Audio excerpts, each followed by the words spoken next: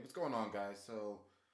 I gave you guys my first top 10 video. I think it was the most complimented fragrances in my collection. I think I released that about a couple of months ago. But today is special for me because it's very cold outside. I think it's about 12 degrees out here in Denver, Colorado. But it's wintertime. And in wintertime, you get to pull out all your clothing, all your special fragrances. And this list of that I've compiled for you guys are just, it's just quality all around. Some of these are my favorite fragrances. Before I get started, I want to say that these are pretty expensive. I think I have maybe one designer fragrance in this list, and it's expensive because it's the older formulation of the fragrance I'm going to talk about, and it goes for about $350. Um, I may release a designer fragrance video if I have time, but you know how that goes. So to get things started, I'm going to start off with a baby of mine, and that's Tom Ford's Oud Wood. I don't know if you guys can see that very good, but Oud Wood, it's just a very, very sophisticated, um, gentlemanly fragrance. When I put my nose on it, I just get, well, you get oud. I don't know if you guys know what oud smells like, but sometimes it can be really, really dirty. But the wood in this fragrance is so authentic and it's so beautiful that it just comes across as being so dandy almost that I can see James Bond wearing this type of fragrance. It is very, very, very good. The longevity is excellent. I get about 7, 8 hours out of it. You can't ask more from a fragrance. Oud Wood is a great, great addition to your collection if you're looking for a very versatile, well-rounded scent. So that's Oud Wood. Now, next on the list is going to be, of course, oh God, Creed's Aventus. That's number 9. Now, Aventus is on this list mainly because it's a rock star all around. You just can't do better than Aventus. I think that's probably the best fragrance I have in my wardrobe, and I have about 100 bottles in here. But Aventus, not only do women love it, right? You're gonna get noticed. You can get a lot of compliments, but it's just a great smelling fragrance. Starts off with a blast of pineapple, then it dries down to a very, very nice smoke, appley type of scent. And after that, it just goes into like a deep rose almost. And it's my favorite fragrance that I have in my collection that I like to wear. It's not my favorite smelling fragrance, but it's one of my favorites. I put it about one or two, but it's a very, very great, safe blind buy for you guys. It's expensive. It's going to run you about $400 for just 120 mils of that, but it's just a great addition to your collection. I have to endorse it. I got like 6 bottles of it behind there, man. I'm gonna give those out to my friends and my family, but you got to put your nose on it. It's just excellent all around. So, not much I can say about that. The next fragrance is the one I was talking about, the designer fragrance. This is gonna be the only designer fragrance in this list, and it was Dior Homme Intense. And this is going to be the original formulation. You can tell because it has a silver ring around the atomizer. Now the reformulated version has the black ring, you can tell. But this is my favorite smelling fragrance. Now, Aventus is my favorite just all-around fragrance. Dior Homme Intense is my baby, especially this vintage formulation. Just can't do better than that. It's a great, great, great smell. When you spray it on, it smells almost like a makeup bag, right? That's what I get out of it because it has a very, very prominent iris note. But as it dries down, you get this this cocoa out of it, and it's on top of the makeup.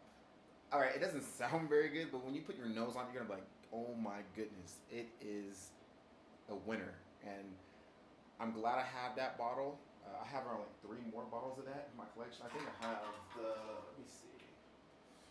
Yeah, I have the reformulated version. I can show you guys that little black ring. I have the reformulated version. Damn. But that vintage is just absolutely to die for. If you can get your hands on one of those older bottles, I definitely would. That's Dior Homme Intense. Now the next one, and it pains me to put this at this. Oh, it's at number 7, but this is just excellent. Noir by Tom Ford, which is my favorite Tom Ford, but it's not my favorite winter fragrance. Very, very seductive. Now, if Casanova was alive, he'd be wearing that fragrance. It's a rose-based fragrance. Not the same rose you get out of like some Aventus or something. This is straight a genuine rose, and it alternates between a very, very dark, rich rose smell to like almost a chocolatey rose, if that makes any sense. Very beautiful. You had to put your nose on it. Longevity is just absolutely beast on all these Tom Ford fragrances. So get your nose on that. Now, I think it's number 6 by one of my favorite houses. This is by Kilian's Back to Black. Now, Back to Black, Jesus, is a honey fragrance. When you put your nose on it, that's all you get is a really authentic honey smell. Now, it's not as loud as something like Noir or even Aventus, because Aventus gets out, it just jumps off your skin. But this right here is a great date fragrance. Women love the way this smells. You start off with this deep, deep, deep honey, and it transitions into a really, really seductive. It's real close to the skin, but when women put their nose on it, man, they just absolutely go crazy, bonkers. Try it. Get a sample. Go on decantshop.com and get you a little sample of it. Trust me, when you put your nose on it, you're like, this is absolutely amazing. Now, next fragrance. And this one is probably the best smelling fragrance in my collection. Now, it's not my favorite scent, but now be Dior Homme Intense or DHI. But this right here is absolutely the best smelling fragrance I have in my collection, hands down. By scent alone, this is a winner. And that's going to be 1270 by the House of Frat Pan. Very gourmandish type of fragrance. It's going to remind you of something that you've smelled before. Really seductive. It is just amazing. It's a boozy type of fragrance too, because Frat Pan makes cognac, and this smells just like a real good cognac. A real just sweet cognac. Very, very, very expensive cognac. That's the honest description I can give you guys of how that fragrance smells, and it is just amazing. The only drawback on it is it doesn't last as long as I want it to. But by smell alone, that is top notch. That is the best smelling fragrance I have in my collection, hands down. Grab a sample of it, and you'll know exactly what I'm talking about. So that's gonna be 1270. And this next one is excellent as well. Just by scent alone, it is just so good. And that's gonna be Jubilation 25 by the House of Amouage. Let me focus that real quick for you guys. Now, Jubilation 25 is just, when you put your nose on it, it's gonna be like, damn, this smells good. It's very royal. That's how I'm gonna explain it. It's something that a king would wear. Seriously, when I think of like a real